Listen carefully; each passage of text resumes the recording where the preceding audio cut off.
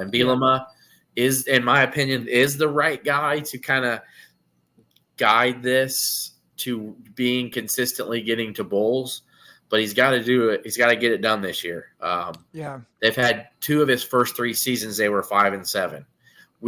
Everyone gave him a pass for the first year. It's your first year.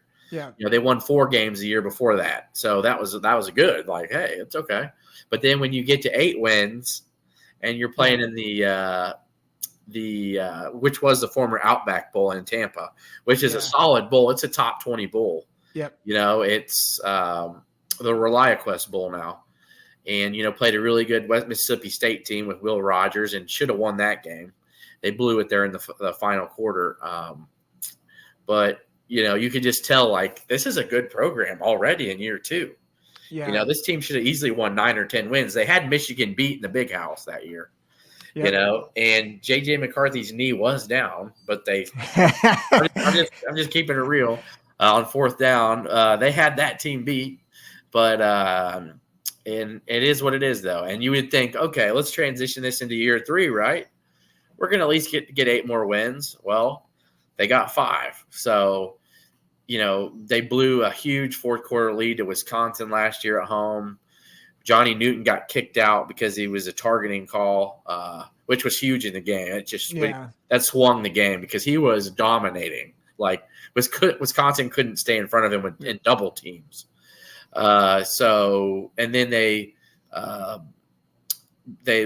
lost a heartbreaker to Northwestern on the last game of the year. They missed a 2-point conversion. There was a couple other games in there that, you just find a one play here and you get to the 6th win. Mm-hmm. So last year was very it was hard to swallow for a lot of, and it was hard to swallow for me. Yeah. Because you're like, man, you just wanted to get to a bowl to get you some momentum. And I know that's kind of weird for some Ohio State fans to think about, but that's just kind of where it is for the program. It's like, and I've mentioned this, Zach, with some other Ohio State fans, how it's like Ryan Day is getting chastised and like almost ran out of town for winning 11 games, and other fan bases are like, we got to 6 wins, baby. Yeah. Like, put more money in this program, right?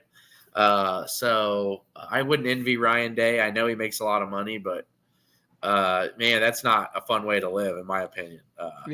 Where you're playing for your livelihood if you ain't getting 12 wins a year. So yeah, it's interesting going back to the trajectory and the kind of the timeline of Illinois. And one of the things that really stood out as you were talking is it almost feels like Illinois has pulled the trigger too quickly at times on coaches. And I don't know if you would agree with that, but they had 3 straight bowl games, and then it was almost like they pulled the plug too quickly. And while I really do kind of agree with that about Zook, his recruiting was going down some. Okay.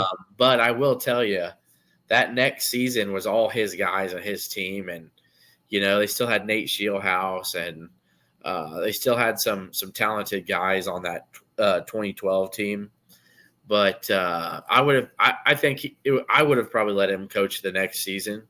I just feel like when your program hasn't had back-to-back bowl seasons in 2 decades to say, hey, let's fire the guy. Yeah, he still won 6 games that year. Like, I know it was unacceptable to lose 6 in a row, and some of the fashion was really bad. Just kind of didn't show up. But they had one against Penn State that actually Joe Paterno got his record-breaking win. Yeah. And they blew a game on a missed field goal, and it was just ugly. It was just ugly how this season ended. So, but yeah, I would agree with that to an extent. I think I would have liked to seen Zook one more year, but the Beckman thing, I think, was more Matt Campbell than anything, really. Yeah. And they picked the wrong guy. That wasn't Josh Whitman. That was a athletic director that's not very highly thought of, so I won't mention his name on here.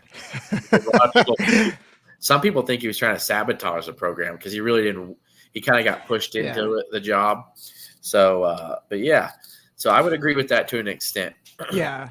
Well, and that I think that leads to Bielema because 3 years, 5 wins, 8 wins, 5 wins, and obviously last year was a disappointment. They were coming off losing a killer back end on the defense and a really good young coach in Ryan Walters. Yeah. And so that's not to make excuses, but there is an explanation as to why there is a dip. What is the mood in Champaign for Bret Bielema right now as you guys head into 2024? I would say it's season ticket sales are going up every year, so I can't say it's negative.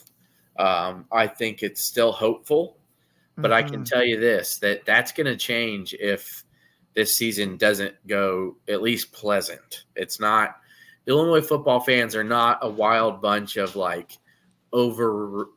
unrealistic fans. They're not. I think if I polled every Illini follow that I have, especially that love football, I think you'd say 75-25 would be thrilled with 6 wins. You just want to get to that next – you just want to get to a bowl game. I think that just makes your program – you just kind of feel that positive heading into the offseason, and especially if you can win the bowl game. Yeah. But it doesn't feel like your season was a failure,